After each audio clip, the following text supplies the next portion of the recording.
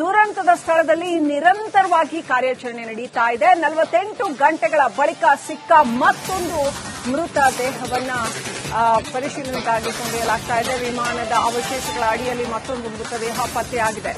ಮೃತದೇಹವನ್ನು ಹೊರಗೆ ತೆಗೆದಿದ್ದಾರೆ ರಕ್ಷಣಾ ಸಿಬ್ಬಂದಿ. ಬೆಂಕಿಯ ತೀವ್ರತೆಗೆ ದೇಹ ಸುಟ್ಟು ಕರಕಲಾಗಿದೆ. ನೋಡಿ, ಇನ್ನೂ ಮೃತದೇಹಗಳು ಸಿಗ್ತಾನೆ ಇದ್ದಾವೆ. ಎಷ್ಟು ಸಾವಿನ ಸಂಖ್ಯೆ ಎಷ್ಟು ಅಂತ ಇನ್ನೂ ಫೈನಲೈಸೇ ಮಾಡಕ್ಕಾಗ್ತಿಲ್ಲ. ಮತ್ತು ಇನ್ನೂ ದೇಹಗಳು ಸಿಗ್ತಾನೆ ಇದ್ದಾವೆ. ಈಗ ಆ ವಿಮಾನವನ್ನ ಹೊರ ತೆಗೆಯಲಾಗ್ತಾ ಇದೆ. ಅದರ ಕೆಳಗೆ ಕೂಡ ಮೃತದೇಹ ಸಿಕ್ಕಾಕೊಂಡಿತ್ತು.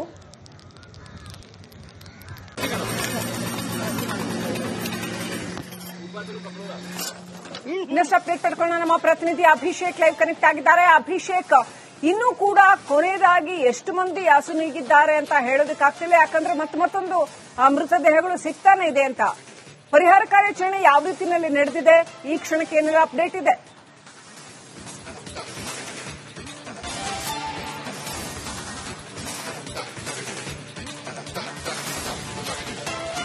ಮೊದಲನೇದಾಗಿ ಆ ಒಂದು ವಿಮಾನದ ದುರಂತ ಯಾವ್ದಾಯಿತು ಆ ಪ್ರದೇಶದಲ್ಲಿ ನಾವಿರುತ್ತದೆ. ಕ್ಯಾಮರಾ ಪರ್ಸನ್ ಮಹೇಶ್, ನಿಮಗೆ ಯಾವ ಭಾಗದಲ್ಲಿ ವಿಮಾನ ಬಿದ್ದಿತ್ತು ಅದನ್ನ ಈಗ ಇಳಿಸಲಾಗಿರುವಂತದ್ದು.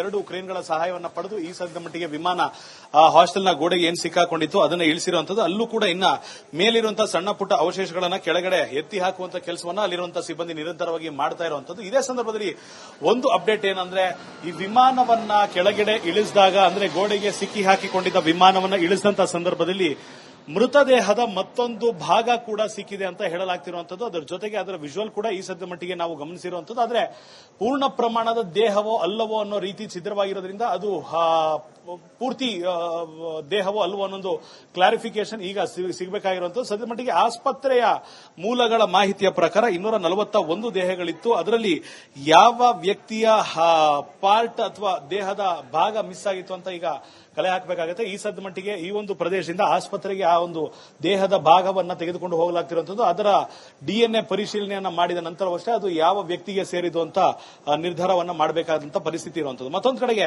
ಈ ಒಂದು ಹೈ ವೋಲ್ಟೇಜ್ ಸಭೆ ಮುಂದುವರೆದಿದ್ದು. ಆ ಹೈ ವೋಲ್ಟೇಜ್ ಸಭೆಯಲ್ಲಿ 3 ತಿಂಗಳ ಒಳಗಡೆ ಈ ಒಂದು ತನಿಖೆಯನ್ನು ಪೂರ್ಣಗೊಳಿಸಿ ವರದಿಯನ್ನು ನೀಡಬೇಕು ಅಂತ ತಿಳಿಸಲಾಗಿರುವಂತದ್ದು. ಅದರ ಜೊತೆಗೆ ಏರಿಯಾವನ್ನ ಸೆಕ್ಯೂರ್ ಮಾಡಿದಂತ ಪೊಲೀಸರು ಈಗಲೂ ಕೂಡ ಹಾಗೆ ಉಳಿಸಿಕೊಂಡಿರುವಂತದ್ದು. ಬೆಳಿಗ್ಗೆ NSGಯ ಕಮಾಂಡೋಗಳು ಬಂದು ಇಲ್ಲಿ ಒಂದಿಷ್ಟು ವಿಡಿಯೋಗ್ರಫಿ ಫೋಟೋಗ್ರಫಿಯನ್ನ ಮಾಡಿಕೊಂಡು ಹೋಗಿದ್ದಾರೆ. ಅವರಿಗೆ ಬೇಕಾದಂತ ತನಿಖೆಗೆ ಬೇಕಾದಂತ ಅಷ್ಟು ಅಂಶಗಳನ್ನ ಕಲೆಕ್ಟ್ ಮಾಡಿ ಹೋಗಿರುವಂತದ್ದು. ಮೊದಲನೇ ಅಪ್ಡೇಟ್ ಆಯಿತು ಅಂದ್ರೆ CISF ಆಗಿರ್ಬೋದು, ಗುಜರಾತ್ ಪೊಲೀಸ್ ಆಗಿರ್ಬೋದು, ಅರೆಸೇನಾ ಪಡೆ ಆಗಿರ್ಬೋದು, ಈ ಸದ್ಯದವರೆಗೂ ಇಲ್ಲಿ ಭದ್ರತೆಯನ್ನ ಮುಂದುವರಿಸಿಕೊಂಡು ಬಂದಿರುವಂತದ್ದು. ಯಾಕೆಂದ್ರೆ ಯಾವುದೇ ಸಂದರ್ಭದಲ್ಲೂ ಇಲ್ಲಿ ಲಭಿಸುವಂತ ಸಾಕ್ಷ್ಯಾಧಾರಗಳ ಮೂವ್ಮೆಂಟ್ ಆಗಬಾರದು, ಅಥವಾ ಒಂದು ವೇಳೆ ಇಲ್ಲಿ ಹೆಚ್ಚಿನ ಮಾಹಿತಿಗಾಗಿ ಅಧಿಕಾರಿಗಳು ಅಥವಾ ತನಿಖಾ ಸಂಸ್ಥೆಗಳು ಬಂದಾಗಲೂ ಕೂಡ ಯಥಾಸ್ಥಿತಿಯನ್ನು ಕಾಪಾಡಬೇಕು ಅನ್ನೋ ನಿಟ್ಟಿನಲ್ಲಿ ಇಲ್ಲಿ ಭದ್ರತೆಯನ್ನು ಮುಂದುವರಿಸಿರುವಂತದ್ದು. ಮತ್ತೊಂದು ಭಾಗದಲ್ಲಿ ಹಾಸ್ಟೆಲ್ನ ವಾಸವಿದ್ದಂತ ಅಷ್ಟು ವಿದ್ಯಾರ್ಥಿನಿಯರು ಖಾಲಿ ಮಾಡಿ ಬೇರೆ ಬೇರೆ ಪ್ರದೇಶಗಳಿಗೆ ತೆರಳಿರುವಂತದ್ದು ಒಂದ್ ಕಡೆ ಆಯಿತು ಅಂದ್ರೆ, ಇವತ್ತು ಬೆಳಿಗ್ಗೆಯಿಂದ ಮೃತದೇಹಗಳ ಹಸ್ತಾಂತರ ಪ್ರಕ್ರಿಯೆಯನ್ನು ಆಸ್ಪತ್ರೆಯಿಂದ ಆರಂಭ ಮಾಡಲಾಗಿರುವಂತದ್ದು. ಈ ಒಂದು ಪ್ರದೇಶದಿಂದ ವಿಮಾನದ ಅವಶೇಷವನ್ನು ನೋಡಬೇಕು ಅಂತ ಮೆಘಾನಿ ನಗರದ ಅನೇಕ ಜನ ಕಳೆದ 2 ದಿನಗಳಿಂದ ಕಾಯ್ತಾ ಇದ್ರು. ಆದ್ರೆ ಇವತ್ತು ಅವಕಾಶ ಸಿಕ್ಕಿದ ಹಿನ್ನೆಲೆ ಎಲ್ಲ ಬಿಲ್ಡಿಂಗ್ಗಳ ಮೇಲೆ ಹತ್ತಿಯ ಒಂದು ದೃಶ್ಯವನ್ನ ನಾವು ನೋಡಬೇಕು. ಇಂತಹ ಘಟನೆ ಮತ್ತೆ ಮರುಕಳಿಸಬಾರದು, ಆದ್ರೆ ನಡೆದಿರುವಂತಹ ಘಟನೆಯನ್ನ ನಾವು ಸಾಕ್ಷಿಯಾಗಬೇಕು, ಅದನ್ನು ನೋಡಬೇಕು ಅನ್ನೋ ಒಂದು ಕಾರಣದಿಂದ ಬಂದಿರೋದು. ಆದ ನಂತರ ಪೊಲೀಸರು ಇಲ್ಲಿ ಯಾವಾಗ ಜನ ಹೆಚ್ಚಿನ ಸಂದಣಿ ಆಯಿತು ಆ ಸಂದರ್ಭಕ್ಕೆ ಪೊಲೀಸರು ಬಂದು ಇಲ್ಲಿ ಗುಂಪುಗೂಡಿದ ಜನರನ್ನ ವಾಪಸ್ ಕಳಿಸುವಂತ ಕೆಲಸವನ್ನ ಮಾಡಿರುವಂತದ್ದು. ಇನ್ನೊಂದು ಕಡೆಗೆ ನಾವು ನೋಡೋದಾಯ್ತು ಅಂದ್ರೆ, ಈ ಸದ್ಯದ ಮಟ್ಟಿಗೆ ಆ ಅರ್ಧ ದೇಹ ಏನು ಸಿಕ್ಕಿದೆ ಆ ಅರ್ಧ ದೇಹವನ್ನ ವಾಪಸ್ DNA ಪರೀಕ್ಷೆಗೆ ಕಳಿಸಲಾಗುತ್ತೆ. ಅದಾದ ನಂತರ ಯಾವ ದೇಹದ ಭಾಗ ಅಂತ ಗುರುತಿಸಿ ಆ ದೇಹವನ್ನ ಹಸ್ತಾಂತರ ಮಾಡಿದ್ರೆ ವಾಪಸ್ ಅವರ ಕುಟುಂಬಸ್ಥರಿಗೆ ಈ ಭಾಗವನ್ನ ಕೂಡ ಕೊಡಬೇಕಾಗುತ್ತೆ. ಮತ್ತೊಂದು ಕಡೆ ಕುಟುಂಬಸ್ಥರು ಆ DNA ಪರೀಕ್ಷೆಯನ್ನ ಮಾಡಿಸಿಕೊಂಡು ಹೋಗಿರುವಂತದ್ದು. 3 ದಿನಗಳ ನಂತರ ಅದರ ರಿಪೋರ್ಟ್ ಬರೋದಕ್ಕಾಗಿ ಈಗ ಸದ್ಯದ ಮಟ್ಟಿಗೆ ಕಾಯ್ತಿರುವಂತದ್ದು. ಇನ್ನುಳಿದಂತೆ ಮೃತದೇಹಗಳು ಯಾವೆಲ್ಲ ಮೃತದೇಹಗಳು ಆಸ್ಪತ್ರೆಯಲ್ಲಿದ್ದವು ಅವುಗಳನ್ನು ಈ ಸದ್ಯ ಮಟ್ಟಿಗೆ ಕೋಲ್ಡ್ ಸ್ಟೋರೇಜ್ಗೆ ಶಿಫ್ಟ್ ಮಾಡಲಾಗಿದೆ. ಕಾರಣ ಸಂಪೂರ್ಣವಾಗಿ ಕರಕಲಾಗಿದ್ದಂತ ಈ ಬಾಡಿಗಳು ವಾಸನೆ ಬಾರದಕ್ಕೆ ಆರಂಭವಾಗಿತ್ತು. ಇನ್ನು ಹಾಗೆ ಇಟ್ರೆ ಆಗೋದಿಲ್ಲ ಅಥವಾ ಮತ್ತಷ್ಟು ಕೊಳೆತು ನಾರಬಹುದು ಅನ್ನೋ ಕಾರಣದಿಂದಾಗಿ ಅವುಗಳನ್ನು ಶಿಫ್ಟ್ ಮಾಡಿರುವಂತದ್ದು. ಮತ್ತೊಮ್ಮೆ ದೃಶ್ಯದಲ್ಲಿ ನೋಡ್ತಾ ಇದ್ದಾರೆ, ಜನರು ಈ ಒಂದು ಪ್ರದೇಶವನ್ನ ನೋಡೋದಕ್ಕೆ ತಂಡೋಪತ NSG ನ್ಯಾಷನಲ್ ಸೆಕ್ಯೂರಿಟಿ ಗ್ರೂಪ್ಸ್ ಕಡೆಯಿಂದ ಕೂಡ ಇವತ್ತು ತನಿಖೆಗೆ ಬೇಕಾದಂತ ಅಷ್ಟು ಆಯಾಮದಲ್ಲಿ ಏನೆಲ್ಲ ಬೇಕು ಆ ಅಫಿಸರ್ಗಳು ಜೊತೆಯಾಗಿ ಕೈ ಜೋಡಿಸಿ ಒಂದು ವಿಮಾನವನ್ನು ತಯಾರಿಸಿದ್ದಾರೆ. ಅಷ್ಟೂ ಜನರ ನಿಯೋಗದಲ್ಲಿ ಒಂದು ತನಿಖೆಯನ್ನ ನಡೆಸುವ ಅಷ್ಟೂ ಜನರ ನಿಯೋಗವನ್ನು ಕೂಡ ತನಿಖೆ ನಡೆಸಲಾಗುತ್ತೆ. ಇದಾದ ನಂತರ ಈ ಸದ್ಯದ ಮಟ್ಟಿಗೆ ಇರುವಂತ ಕೊನೆಯ ಅಪ್ಡೇಟ್ ಏನು ಅಂದ್ರೆ, ಆಸ್ಪತ್ರೆಗಳ ಬಳಿ ಹೆಚ್ಚಿನ ಭದ್ರತೆಯನ್ನು ನಿಯೋಜಿಸಲಾಗಿದೆ. ಉಳಿದಂತ ಏಕೈಕ ವ್ಯಕ್ತಿಯನ್ನ ಮಾತನಾಡಿಸೋದಕ್ಕೆ ಜನರು ಮುಗಿ ಬೀಳಬಹುದು ಅನ್ನೋ ಕಾರಣದಿಂದಾಗಿ ಆಸ್ಪತ್ರೆ ಸುತ್ತಮುತ್ತ ಬಿಗಿ ಬಂದೋಬಸ್ತನ್ನ ಏರ್ಪಡಿಸಲಾಗಿರುವಂತದ್ದು. ಇದಾದ ನಂತರ ಈ ಕಾಲೇಜಿನ ವಿದ್ಯಾರ್ಥಿಗಳು ಯಾರು ಈ ಒಂದು ಅಪಘಾತಕ್ಕೆ ಈಡಾಗಿ ಆಸ್ಪತ್ರೆಗೆ ದಾಖಲಾಗಿದ್ರು ಸುಮಾರು 70 ಜನರ ಪೈಕಿ 25 ಜನರನ್ನ ಡಿಸ್ಚಾರ್ಜ್ ಮಾಡಲಾಗಿತ್ತು. ಈ ಸದ್ಯದ ಮಟ್ಟಿಗೆ ಇನ್ನುಳಿದ ಕೆಲ ಜನರನ್ನು ಕೂಡ ಡಿಸ್ಚಾರ್ಜ್ ಮಾಡಲಾಗಿದೆ ಅನ್ನೋ ಮಾಹಿತಿ ಲಭಿಸಿರುವಂತದ್ದು. ವಿಮಾನ ದುರಂತದ ಸ್ಥಳದಲ್ಲಿ ನಿರಂತರವಾಗಿ ಕಾರ್ಯಾಚರಣೆ ನಡೀತಾ ಇದೆ. 48 ಗಂಟೆಗಳ ಬಳಿಕ ಸಿಕ್ಕ ಮತ್ತೊಂದು ಮೃತ ದೇಹವನ್ನ ಪರಿಶೀಲನೆಗಾಗಿ ಕೊಂಡೊಯ್ಯಲಾಗ್ತಾ ಇದೆ. ವಿಮಾನದ ಅವಶೇಷಗಳ ಅಡಿಯಲ್ಲಿ ಮತ್ತೊಂದು ಮೃತದೇಹ ಪತ್ತೆಯಾಗಿದೆ. ಮೃತದೇಹವನ್ನು ಹೊರಗೆ ತೆಗೆದಿದ್ದಾರೆ ರಕ್ಷಣಾ ಸಿಬ್ಬಂದಿ. ಬೆಂಕಿಯ ತೀವ್ರತೆಗೆ ದೇಹ ಸುಟ್ಟು ಕರಕಲಾಗಿದೆ. ನೋಡಿ, ಇನ್ನೂ ಮೃತದೇಹಗಳು ಸಿಗ್ತಾನೆ ಇದ್ದಾವೆ. ಎಷ್ಟು ಸಾವಿನ ಸಂಖ್ಯೆ ಎಷ್ಟು ಅಂತ ಇನ್ನೂ ಫೈನಲೈಸೇ ಮಾಡಕ್ಕಾಗ್ತಿಲ್ಲ. ಮತ್ತು ಇನ್ನೂ ದೇಹಗಳು ಸಿಗ್ತಾನೆ ಇದ್ದಾವೆ. ಈಗ ಆ ವಿಮಾನವನ್ನ ಹೊರತೆಗೆಯಲಾಗ್ತಾ ಇದೆ. ಅದರ ಕೆಳಗೆ ಕೂಡ ಮೃತದೇಹ ಸಿಕ್ಕಾಕೊಂಡಿತ್ತು.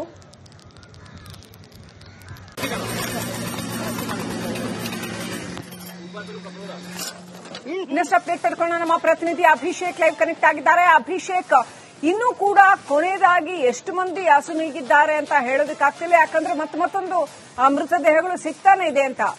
ಪರಿಹಾರ ಕಾರ್ಯಾಚರಣೆ ಯಾವ ರೀತಿಯಲ್ಲಿ ನಡೆದಿದೆ, ಈ ಕ್ಷಣಕ್ಕೆ ಏನೆಲ್ಲ ಅಪ್ಡೇಟ್ ಇದೆ?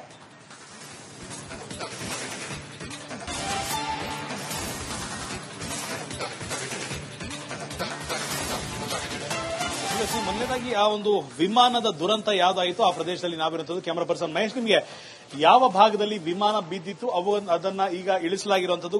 ಎರಡು ಕ್ರೇನ್ಗಳ ಸಹಾಯವನ್ನ ಪಡೆದು ಈ ಸದ್ಯದ ಮಟ್ಟಿಗೆ ವಿಮಾನ ಹಾಸ್ಟೆಲ್ನ ಗೋಡೆಗೆ ಏನ್ ಸಿಕ್ಕಾಕೊಂಡಿತ್ತು ಅದನ್ನ ಇಳಿಸಿರುವಂತದ್ದು. ಅಲ್ಲೂ ಕೂಡ ಇನ್ನ ಮೇಲಿರುವಂತಹ ಸಣ್ಣ ಪುಟ್ಟ ಅವಶೇಷಗಳನ್ನ ಕೆಳಗಡೆ ಎತ್ತಿ ಹಾಕುವಂತ ಕೆಲಸವನ್ನ ಅಲ್ಲಿರುವಂತಹ ಸಿಬ್ಬಂದಿ ನಿರಂತರವಾಗಿ ಮಾಡ್ತಾ ಇರುವಂತದ್ದು. ಇದೇ ಸಂದರ್ಭದಲ್ಲಿ ಒಂದು ಅಪ್ಡೇಟ್ ಏನಂದ್ರೆ, ಈ ವಿಮಾನವನ್ನ ಕೆಳಗಡೆ ಇಳಿಸಿದಾಗ ಅಂದ್ರೆ ಗೋಡೆಗೆ ಸಿಕ್ಕಿ ಹಾಕಿಕೊಂಡಿದ್ದ ವಿಮಾನವನ್ನ ಇಳಿಸಿದಂತ ಸಂದರ್ಭದಲ್ಲಿ ಮೃತದೇಹದ ಮತ್ತೊಂದು ಭಾಗ ಕೂಡ ಸಿಕ್ಕಿದೆ ಅಂತ ಹೇಳಲಾಗ್ತಿರುವಂತದ್ದು. ಅದರ ಜೊತೆಗೆ ಅದರ ವಿಜುವಲ್ ಕೂಡ ಈ ಸದ್ಯ ಮಟ್ಟಿಗೆ ನಾವು ಗಮನಿಸಿರುವಂತದ್ದು. ಆದ್ರೆ ಪೂರ್ಣ ಪ್ರಮಾಣದ ದೇಹವೋ ಅಲ್ಲವೋ ಅನ್ನೋ ರೀತಿ ಛಿದ್ರವಾಗಿರೋದ್ರಿಂದ ಅದು ಪೂರ್ತಿ ದೇಹವೋ ಅಲ್ವೋ ಅನ್ನೊಂದು ಕ್ಲಾರಿಫಿಕೇಶನ್ ಈಗ ಸಿಗಬೇಕಾಗಿರುವಂತದ್ದು. ಸದ್ಯ ಮಟ್ಟಿಗೆ ಆಸ್ಪತ್ರೆಯ ಮೂಲಗಳ ಮಾಹಿತಿಯ ಪ್ರಕಾರ 241 ದೇಹಗಳಿತ್ತು. ಅದರಲ್ಲಿ ಯಾವ ವ್ಯಕ್ತಿಯ ಪಾರ್ಟ್ ಅಥವಾ ದೇಹದ ಭಾಗ ಮಿಸ್ ಆಗಿತ್ತು ಅಂತ ಈಗ ಕಲೆ ಹಾಕಬೇಕಾಗುತ್ತೆ. ಈ ಸದ್ಯ ಮಟ್ಟಿಗೆ ಈ ಒಂದು ಪ್ರದೇಶದಿಂದ ಆಸ್ಪತ್ರೆಗೆ ಆ ಒಂದು ದೇಹದ ಭಾಗವನ್ನ ತೆಗೆದುಕೊಂಡು ಹೋಗಲಾಗ್ತಿರುವಂತದ್ದು. ಅದರ DNA ಪರಿಶೀಲನೆಯನ್ನ ಮಾಡಿದ ನಂತರವಷ್ಟೇ ಅದು ಯಾವ ವ್ಯಕ್ತಿಗೆ ಸೇರಿದು ಅಂತ ನಿರ್ಧಾರವನ್ನ ಮಾಡಬೇಕಾದಂತ ಪರಿಸ್ಥಿತಿ ಇರುವಂತದ್ದು. ಮತ್ತೊಂದು ಕಡೆಗೆ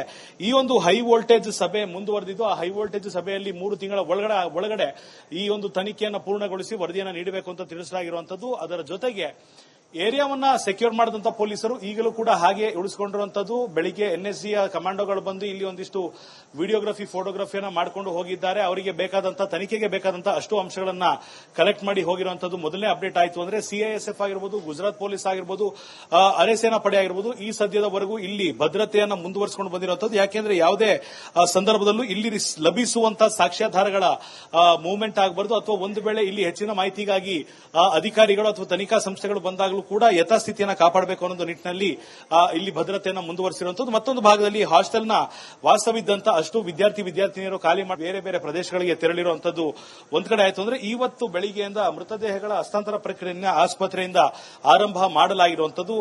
ಈ ಒಂದು ಪ್ರದೇಶದಿಂದ ವಿಮಾನದ ಅವಶೇಷವನ್ನು ನೋಡಬೇಕು ಅಂತ ಮೆಘಾನಿ ನಗರದ ಅನೇಕ ಜನ ಕಳೆದ 2 ದಿನಗಳಿಂದ ಕಾಯ್ತಾ ಇದ್ರು. ಆದ್ರೆ ಇವತ್ತು ಅವಕಾಶ ಸಿಕ್ಕಿದ ಹಿನ್ನೆಲೆ ಎಲ್ಲ ಬಿಲ್ಡಿಂಗ್ಗಳ ಮೇಲೆ ಹತ್ತಿ ಒಂದು ದೃಶ್ಯವನ್ನ ನಾವು ನೋಡಬೇಕು. ಇಂತಹ ಘಟನೆ ಮತ್ತೆ ಮರುಕಳಿಸಬಾರದು, ಆದ್ರೆ ನಡೆದಿರುವಂತಹ ಘಟನೆಯನ್ನ ನಾವು ಸಾಕ್ಷಿಯಾಗಬೇಕು, ಅದನ್ನು ನೋಡಬೇಕು ಅನ್ನೋ ಒಂದು ಕಾರಣದಿಂದ ಬಂದಿರೋದು. ಆದ ನಂತರ ಪೊಲೀಸರು ಇಲ್ಲಿ ಯಾವಾಗ ಜನ ಹೆಚ್ಚಿನ ಸಂದಣಿ ಆಯಿತು ಆ ಸಂದರ್ಭಕ್ಕೆ ಪೊಲೀಸರು ಬಂದು ಇಲ್ಲಿ ಗುಂಪುಗೂಡಿದ ಜನರನ್ನ ವಾಪಸ್ ಕಳಿಸುವಂತ ಕೆಲಸವನ್ನ ಮಾಡಿರುವಂತದ್ದು. ಇನ್ನೊಂದು ಕಡೆಗೆ ನಾವು ನೋಡೋದಾಯ್ತು ಅಂದ್ರೆ, ಈ ಸದ್ಯದ ಮಟ್ಟಿಗೆ ಆ ಅರ್ಧ ದೇಹ ಏನು ಸಿಕ್ಕಿದೆ ಆ ಅರ್ಧ ದೇಹವನ್ನು ವಾಪಸ್ DNA ಪರೀಕ್ಷೆಗೆ ಕಳಿಸಲಾಗುತ್ತೆ. ಅದಾದ ನಂತರ ಯಾವ ದೇಹದ ಭಾಗ ಅಂತ ಗುರುತಿಸಿ ಆ ದೇಹವನ್ನ ಹಸ್ತಾಂತರ ಮಾಡಿದರೆ ವಾಪಸ್ ಅವರ ಕುಟುಂಬಸ್ಥರಿಗೆ ಈ ಭಾಗವನ್ನ ಕೂಡ ಕೊಡಬೇಕಾಗುತ್ತೆ. ಮತ್ತೊಂದು ಕಡೆ ಕುಟುಂಬಸ್ಥರು ಆ DNA ಪರೀಕ್ಷೆಯನ್ನ ಮಾಡಿಸಿಕೊಂಡು ಹೋಗಿರುವಂತದ್ದು. 3 ದಿನಗಳ ನಂತರ ಅದರ ರಿಪೋರ್ಟ್ ಬರೋದಕ್ಕಾಗಿ ಈಗ ಸದ್ಯದ ಮಟ್ಟಿಗೆ ಕಾಯ್ತಿರುವಂತದ್ದು. ಇನ್ನುಳಿದಂತೆ ಮೃತದೇಹಗಳು ಯಾವೆಲ್ಲ ಮೃತದೇಹಗಳು ಆಸ್ಪತ್ರೆಯಲ್ಲಿದ್ದವು ಅವುಗಳನ್ನ ಈ ಸದ್ಯ ಮಟ್ಟಿಗೆ ಕೋಲ್ಡ್ ಸ್ಟೋರೇಜ್ಗೆ ಶಿಫ್ಟ್ ಮಾಡಲಾಗಿದೆ. ಕಾರಣ ಸಂಪೂರ್ಣವಾಗಿ ಕರಕಲಾಗಿದ್ದಂತ ಈ ಬಾಡಿಗಳು ವಾಸನೆ ಬಾರದಕ್ಕೆ ಆರಂಭವಾಗಿತ್ತು. ಇನ್ನು ಹಾಗೆ ಇಟ್ಟರೆ ಆಗೋದಿಲ್ಲ ಅಥವಾ ಮತ್ತಷ್ಟು ಕೊಳೆತು ನಾರಬಹುದು ಅನ್ನೋ ಕಾರಣದಿಂದಾಗಿ ಅವುಗಳನ್ನು ಶಿಫ್ಟ್ ಮಾಡಿರುವಂತದ್ದು. ಮತ್ತೊಮ್ಮೆ ದೃಶ್ಯದಲ್ಲಿ ನೋಡ್ತಾ ಇದ್ದಾರೆ ಜನರು ಈ ಒಂದು ಪ್ರದೇಶವನ್ನ ನೋಡೋದಕ್ಕೆ NSG ನ್ಯಾಷನಲ್ ಸೆಕ್ಯೂರಿಟಿ ಗ್ರೂಪ್ಸ್ ಕಡೆಯಿಂದ ಕೂಡ ಇವತ್ತು ತನಿಖೆಗೆ ಬೇಕಾದಂತ ಅಷ್ಟು ಆಯಾಮದಲ್ಲಿ ಏನೆಲ್ಲ ಬೇಕು ಆ ಅಫಿಸರ್ಗಳು ಜೊತೆಯಾಗಿ ಕೈ ಜೋಡಿಸಿ ಒಂದು ವಿಮಾನವನ್ನ ತಯಾರಿಸಿದ್ದಾರೆ. ಅಷ್ಟೂ ಜನರ ನಿಯೋಗದಲ್ಲಿ ಒಂದು ತನಿಖೆಯನ್ನ ನಡೆಸುವ ಅಷ್ಟೂ ಜನರ ನಿಯೋಗವನ್ನು ಕೂಡ ತನಿಖೆ ನಡೆಸಲಾಗುತ್ತೆ. ಇದಾದ ನಂತರ ಈ ಸದ್ಯದ ಮಟ್ಟಿಗೆ ಇರುವಂತ ಕೊನೆಯ ಅಪ್ಡೇಟ್ ಏನು ಅಂದ್ರೆ ಆಸ್ಪತ್ರೆಗಳ ಬಳಿ ಹೆಚ್ಚಿನ ಭದ್ರತೆಯನ್ನು ನಿಯೋಜಿಸಲಾಗಿದೆ. ಉಳಿದಂತ ಏಕೈಕ ವ್ಯಕ್ತಿಯನ್ನ ಮಾತನಾಡಿಸೋದಕ್ಕೆ ಜನರು ಮುಗಿಬೀಳಬಹುದು ಅನ್ನೋ ಕಾರಣದಿಂದಾಗಿ ಆ ಆಸ್ಪತ್ರೆ ಸುತ್ತಮುತ್ತ ಬಿಗಿ ಬಂದೋಬಸ್ತನ್ನ ಏರ್ಪಡಿಸಲಾಗಿರುವಂತದ್ದು. ಇದಾದ ನಂತರ ಈ ಕಾಲೇಜಿನ ವಿದ್ಯಾರ್ಥಿಗಳು ಯಾರು ಈ ಒಂದು ಅಪಘಾತಕ್ಕೆ ಈಡಾಗಿ ಆಸ್ಪತ್ರೆಗೆ ದಾಖಲಾಗಿದ್ರು ಸುಮಾರು 70 ಜನರ ಪೈಕಿ 25 ಜನರನ್ನ ಡಿಸ್ಚಾರ್ಜ್ ಮಾಡಲಾಗಿತ್ತು. ಈ ಸದ್ಯದ ಮಟ್ಟಿಗೆ ಇನ್ನುಳಿದ ಕೆಲ ಜನರನ್ನು ಕೂಡ ಡಿಸ್ಚಾರ್ಜ್ ಮಾಡಲಾಗಿದೆ ಅನ್ನೋ ಮಾಹಿತಿ ಲಭಿಸಿರುವಂತದ್ದು.